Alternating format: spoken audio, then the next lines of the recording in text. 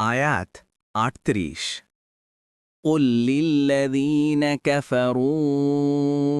إن ينتهوا يغفر لهم ما قد سلف وإن يعودوا فقد مضت سنة الأولين অনুবাদ যারা কুফরি করে তাদেরকে বলুন যদি তারা বিরত হয় তবে যা আগে হয়ে গেছে আল্লাহ তা ক্ষমা করবেন কিন্তু তারা যদি অন্যায়ের পুনরাবৃত্তি করে তবে পূর্ববর্তীদের রীতিতগত হয়েছেই পঞ্চম রুকু তাফসির ১ নম্বর ফুটনোট আবদুল্লাহি ইবনে মাসউদ রাদিয়াল্লাহু আনহু বলেন এক লোক রাসূল সাল্লাল্লাহু আলাইহি ওয়াসাল্লামকে প্রশ্ন করলেন হে আল্লাহর রাসূল আমরা জাহিলিয়াতে অর্থাৎ কাফের অবস্থায় যা করেছি তার জন্য কি জবাবদিহি করতে হবে তিনি বললেন যদি কেউ ইসলামের সুন্দরভাবে আমল করে